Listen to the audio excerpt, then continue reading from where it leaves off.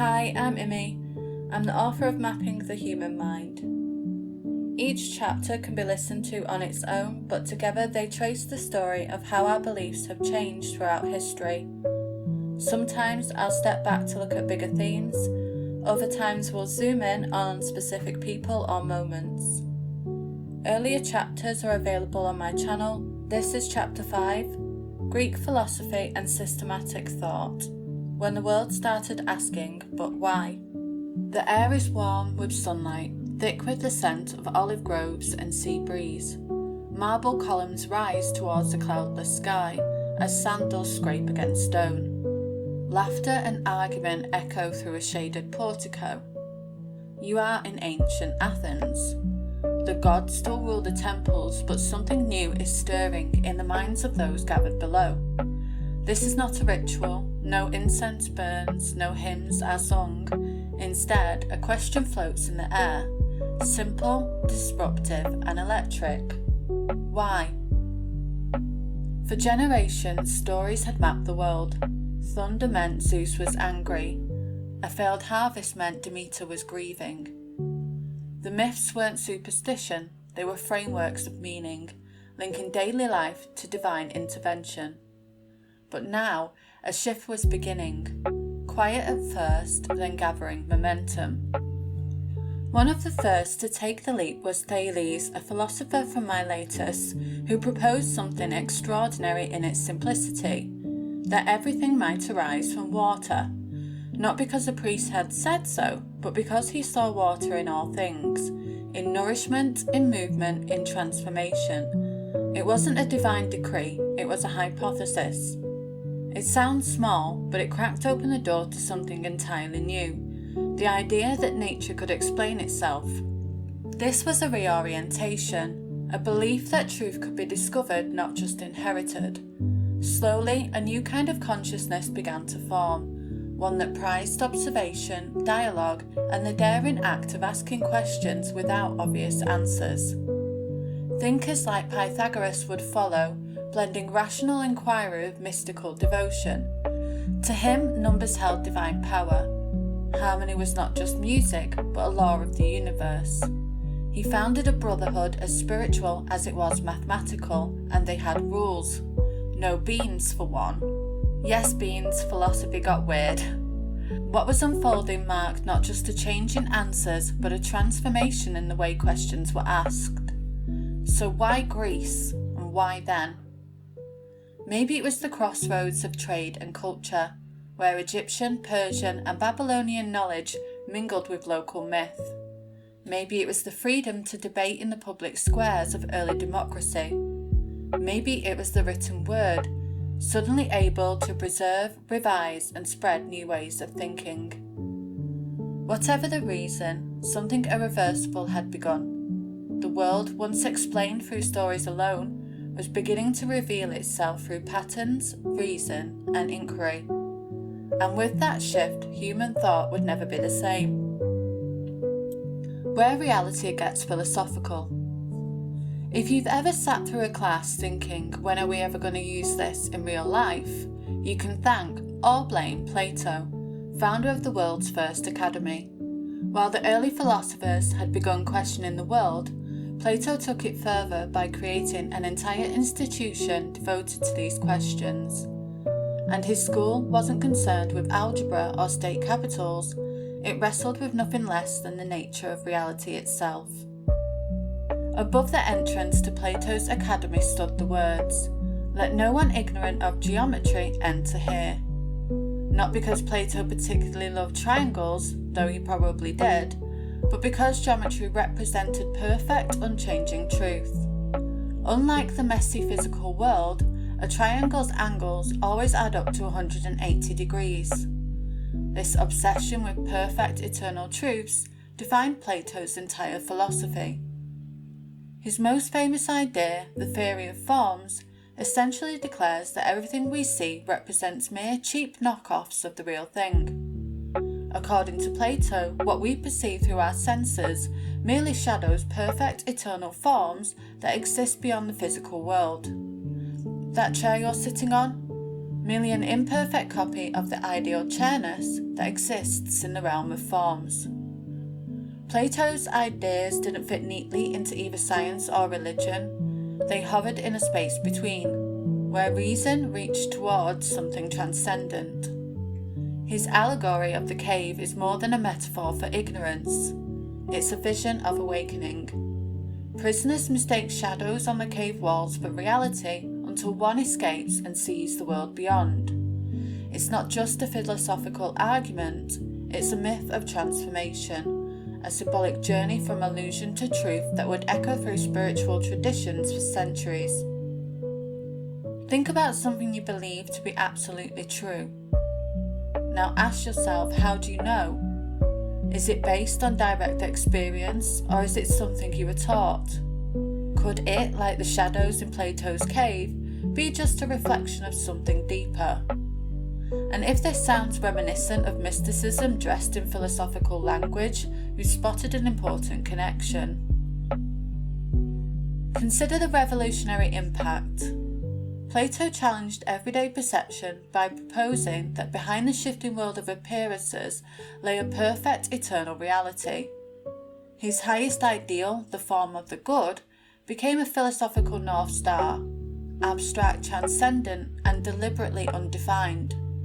Though not a deity in itself, Plato described it as beyond being, suggesting a reality more fundamental than existence itself. This opened the door to later theological interpretations, providing a conceptual bridge to emerging monotheistic ideas of a single eternal source. Plato's academy became an educational model that endured for centuries, operating for over 900 years until Emperor Justinian shut it down in 529 CE. Plato created a space where questions could be examined through dialogue and systematic reasoning, radically departing from education based on memorization and tradition. Beyond simply teaching content, the academy taught a method of thinking that would eventually reshape civilization. Categorizing reality one species at a time. If Plato was philosophy's dreamer, gazing towards perfect forms beyond our world, his star pupil Aristotle was its practical problem solver, rolling up his sleeves to catalogue and categorize everything within it. While his teacher looked up to heaven, he looked around at fish, birds, plants, politics, poetry, and pretty much everything else he could get his hands on. Picture the world's most ambitious librarian? That was Aristotle. Beyond philosophizing, he created entire fields of study: biology, ethics, logic, metaphysics, poetics, all either founded or fundamentally shaped by one supremely confident Greek with a passion for putting things in categories. He essentially pioneered scientific thinking, insisting that understanding requires careful and systematic observation. When Aristotle disagreed with Plato's theory of forms, he initiated a fundamental shift in how humans would approach knowledge. Rather than searching beyond physical objects for their perfect essence, Aristotle declared, "No, the essence is right here in the thing itself." Though seemingly subtle, this distinction marks a profound difference between studying animal biology by contemplating the perfect horseness versus actually dissecting a horse to see how it works. And dissect he did. Aristotle's zoological works describe the parts and movements of hundreds of animals with remarkable accuracy. He classified creatures, analysed their behaviour, and pioneered empirical research. Like a child who takes apart the toaster to understand its workings, Aristotle dismantled the entire natural world. As a systematic thinker, Aristotle created analytical tools we still use today. His development of formal logic, syllogisms, categories, and definitions established the framework through which Western civilization would process information for centuries. Every time you create a classification system, make a logical argument, or analyse a problem by breaking it into parts, you employ Aristotelian methods. His approach to ethics reflected the same methodical spirit. Where early philosophers spoke of virtue in broad strokes, Aristotle's Nicomachean Ethics reads like a field guide to goodness. Virtue, in his framework, emerges as the golden mean between extremes. Courage balances between recklessness and cowardice. Generosity finds the middle ground between wastefulness and stinginess. He offers a practical approach to morality, almost like a recipe book for human excellence. His philosophical system introduced the concept of the unmoved mover, a perfect, unchanging entity causing all motion while remaining motionless itself. Rather than representing the personal God of later monotheistic religions, it served as a philosophical principle explaining the ultimate cause of all movement and change in the universe. This concept would later form an important bridge between Greek philosophy and monotheistic theology. After founding his own school, the Lyceum, Aristotle's influence spread throughout the ancient world. When Alexander the Great, his most famous student, conquered vast territories, he carried Greek philosophical ideas with him. Libraries and learning centres from Alexandria to Babylon began collecting and translating Greek works, ensuring Aristotelian thought would survive even as the political world changed around it. His influence wasn't confined to scrolls or classrooms, it became the architecture of how the West would come to think. And even today, when you instinctively classify a plant by its features or organise ideas into tidy categories, you're echoing a mind trained in Aristotelian logic. This habit of sorting the outer world became foundational, but it didn't stop there. The Greek mind looks inward. Having mastered the art of ordering nature, Greek thinkers turned that same analytical lens inward. What is the self? What makes us conscious? How do we know what we know?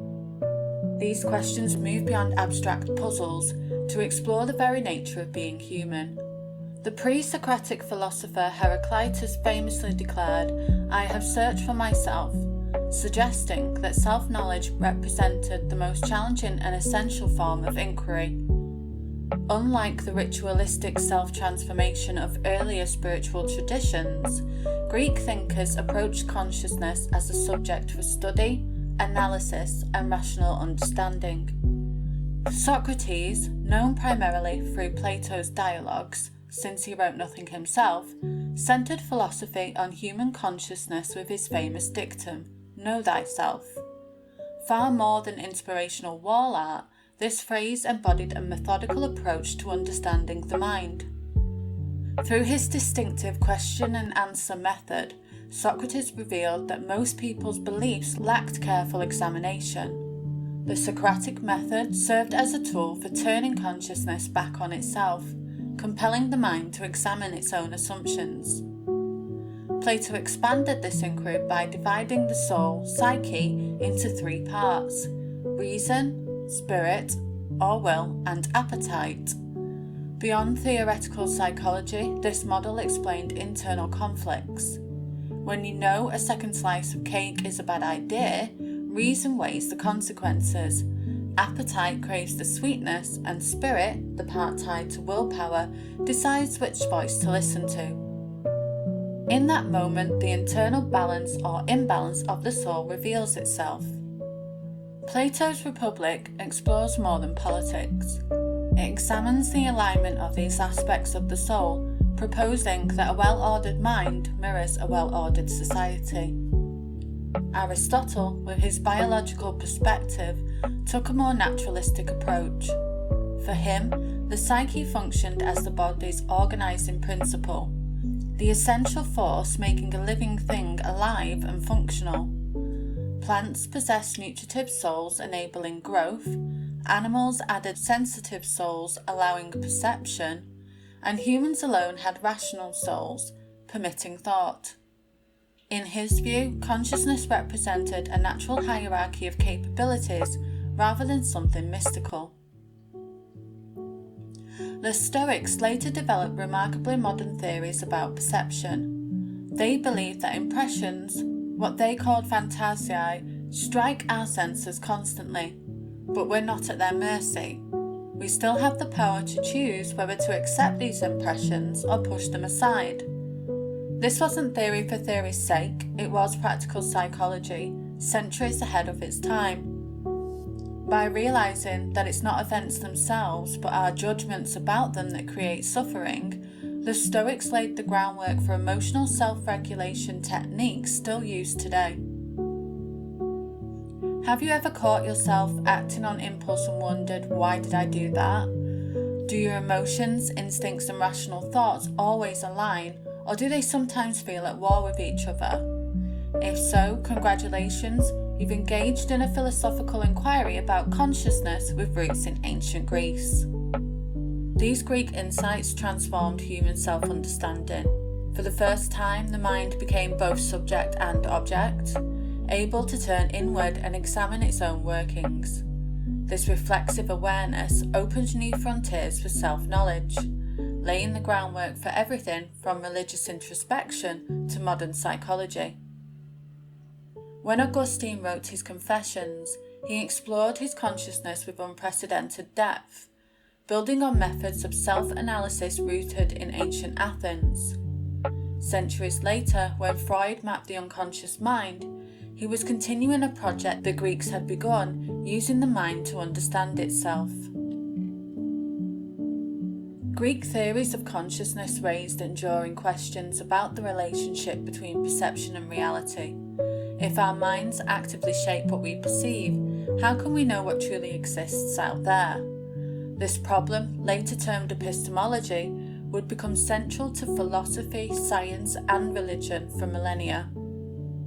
In essence, Greek philosophers expanded consciousness itself by creating new ways to think about thinking.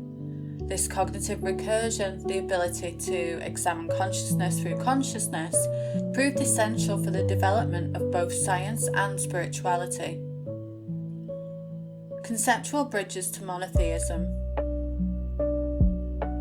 Greek philosophical concepts, particularly those developed by Plato, Aristotle, and later the Stoics, provided crucial intellectual frameworks supporting the later development of monotheistic thought. Though not monotheists themselves, Greek philosophers created conceptual bridges that monotheistic religions would later cross. Xenophanes was one of the first to criticize gods made in our own image, pointing out that if horses had gods, they'd look like horses. He proposed a single unchanging divine principle, rather than the all-too-human deities of traditional mythology. While not yet monotheism, as it would later develop, his ideas represented early steps towards more abstract conceptions of divinity. Plato's form of the good, the highest and most perfect form, giving existence to all other forms, represented an abstract principle of ultimate perfection and reality rather than a personal deity. By describing it as beyond being, transcending even existence itself, he articulated concepts remarkably compatible with later monotheistic theological understandings of the divine. The Stoic concept of logos, the divine reason pervading and governing the universe, offered a rational understanding of divinity essential for early Christian thinkers. The logos embodied an ordered, rational principle underlying all reality, bridging Greek philosophical thought and emerging monotheistic worldviews. These philosophical concepts didn't cause monotheism, but provided sophisticated intellectual tools that helped monotheistic thinking develop and spread, particularly as these religions moved beyond their original cultural contexts. This encounter between monotheistic traditions and Greek philosophy produced a powerful synthesis that would reshape human consciousness. The legacy of Greek thought. Having established these revolutionary systems of thought, the Greeks didn't simply discard myth in favour of reason. They created something more complex. Like master chefs combining unlikely ingredients, they produced a flavour entirely new to human consciousness. Systematic thinking that could embrace both analysis and symbolism simultaneously. Rather than a clean break from the past, Greek thinkers wove the old and new into something richer. Plato himself, for all his insistence on geometric precision and logical rigour, filled his works with powerful myths and allegories. His story of describing the afterlife and reincarnation, functioned as what he called a noble lie, a symbolic narrative conveying moral truth beyond what pure logic could express. This pattern continued as Greek ideas spread across the ancient world. In Alexandria, Neoplatonist philosophers like Plotinus developed highly abstract metaphysical systems while simultaneously embracing mystical practices. They viewed logic and mysticism as complementary approaches to ultimate reality. Reason could approach the threshold of the divine, while direct experience carried one across it. The encounter between Greek philosophy and emerging monotheistic traditions created a synthesis profoundly shaping human thought. Jewish thinkers like Philo of Alexandria reinterpreted Hebrew scripture through a Platonic lens. Later, Christian theologians built systematic frameworks using Aristotelian logic, while Islamic scholars preserved and expanded Greek philosophy during Europe's Dark Ages. This merger faced challenges. Tertullian, an early Christian author, famously asked, "What has Athens to do with Jerusalem?" questioning whether Greek philosophy belonged in Christian thought. The tension between faith and reason, revelation and analysis generated centuries of debate, occasionally erupting into conflicts, like the condemnation of 1277, when the Bishop of Paris banned certain Aristotelian teachings. Yet these conflicts reveal how thoroughly Greek categories had shaped religious thinking. The debates about God's nature, the relationship between faith and reason, and reality structure all employed terms established by Greek philosophy. Even those rejecting Greek influence responded to questions framed in Greek terms. Beyond religion, Greek systematic thought established foundations for scientific inquiry. Aristotle's emphasis on careful observation and classification, the Greek fascination with mathematical patterns, and the concept that nature operates according to discoverable principles all eventually blossomed into the scientific revolution.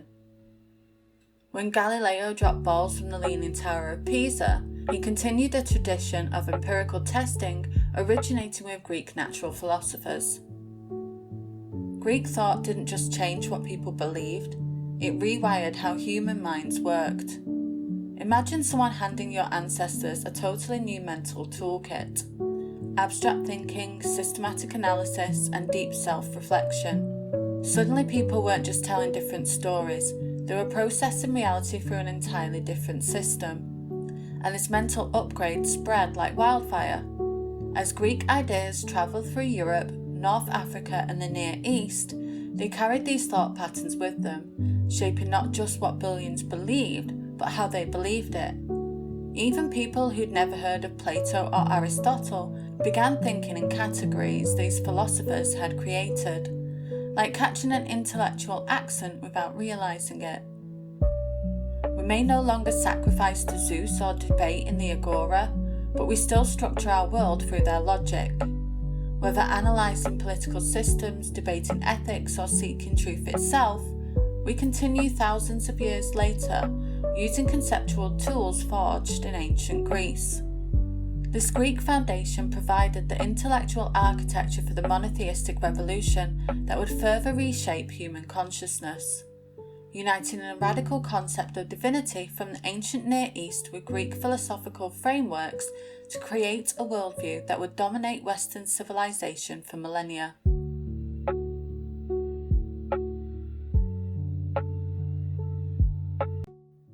Thank you for listening to Beyond the Narrative.